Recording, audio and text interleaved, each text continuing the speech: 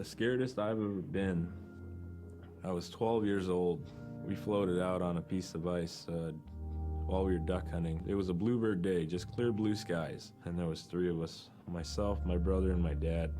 Next thing you know, we see this dark shadow on the ice. We look and it goes behind us.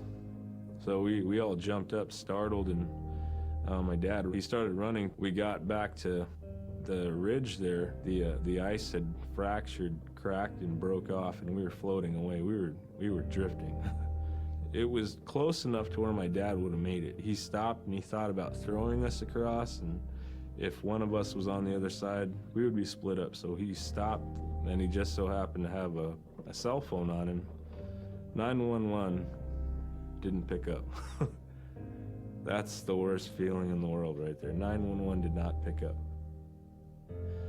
So he left a message because they record their calls. Once he had relayed that information, his cell phone died. That was the scariest moment I've ever had in my life. We were floating away and I thought we were left for dead. He kept calm during this situation. He's bringing out everything positive in this case. You know, I'm crying, my brother's freaking out. It went from clear blue to dense fog. Within a couple hours, we heard the chopper flying around, so they must have gotten our message. We thought we were saved, and then the chopper sound went away. So we lit some of the sled on fire. It's plastic. We thought black smoke in the fog would create some kind of marker. Chopper pilot had mentioned when we got rescued, you could see a glow in the fog, and he slowed down there, and sure enough, as soon as he slowed down, we got within visual. That was definitely the scariest moment of my life, was floating away and not knowing what the outcome was going to be.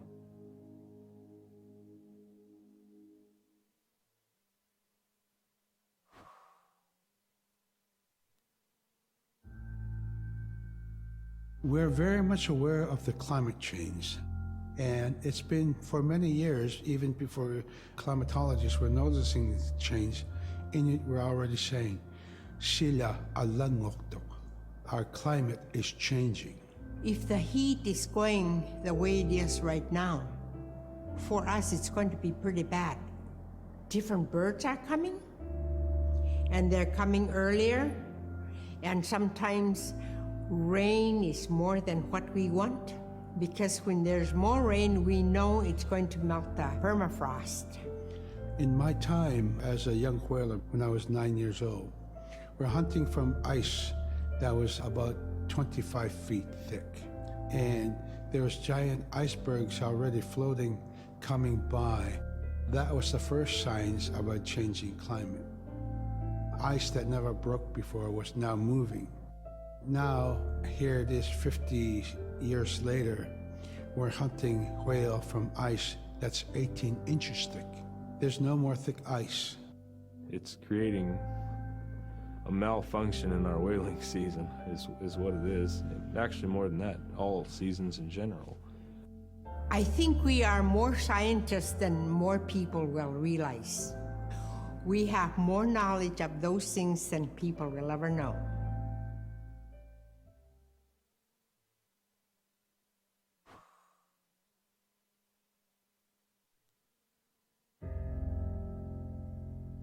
My brother was out seal hunting. He got attacked from behind and managed to grab his knife and save himself. When he came to realize, oh no, it's a mother. We've always known traditionally that we avoid killing a mother. It's always been sacred to us to protect them. He had to present himself to the council, and so he was given the job to mother the baby, and we kept it. It got so big, it went over the barricade one day and got to the dog food, and that was an indication that, brother better go teach it how to survive on its own. So he did. I really got attached to the bear because I more or less grew up with it.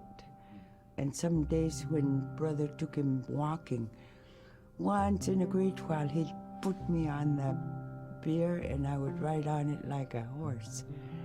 I was just happiest little girl in the world.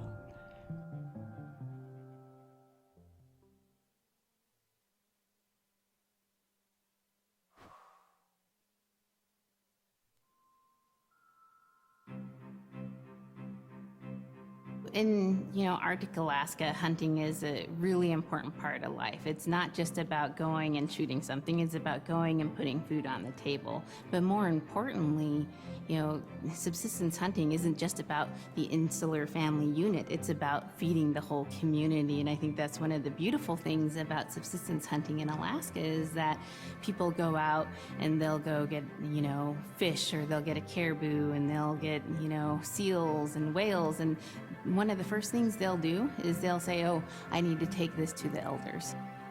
This isn't just about one individual surviving or one family surviving, it's about the whole community. We didn't just go out and kill and put in a freezer. It's like a ritual that I learned from my parents. It's all about relationship. I don't know, I think there's a lot of camaraderie involved. And just being out on the land or being out on the ocean, it's like getting back in tune. I'd rather be out there. To me, once I go out there, it's the world that I learn from.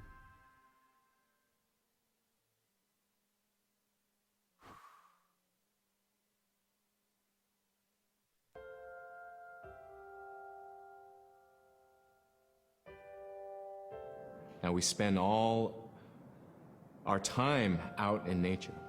You get very intimate with the world.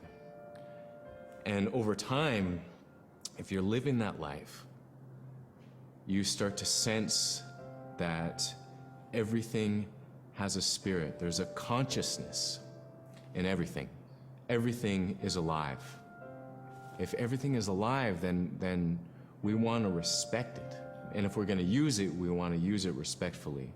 What I try to tell my nephews and nieces, you love to hunt, you have to take care of the animals that you catch, preparing the food and eating the food that you catch. Water provides you. The ice brings you life. It provides all those things that you need to be a part of your life. That was something I grew up with. I grew up respecting the animals. I grew up respecting the land. And that, to me, that is why we as Inupiaq, as an Inupiaq culture, as an Inupiaq people, is why we're so successful.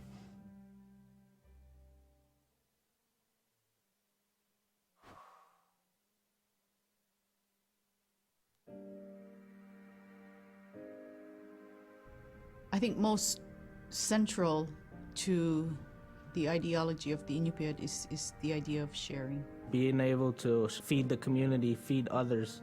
That's why we hunt. In the old days, that's what you needed to survive. The sharing is important because it's how the community survives together collectively. We just give. That's how I grew up. That's the way I'm always going to be.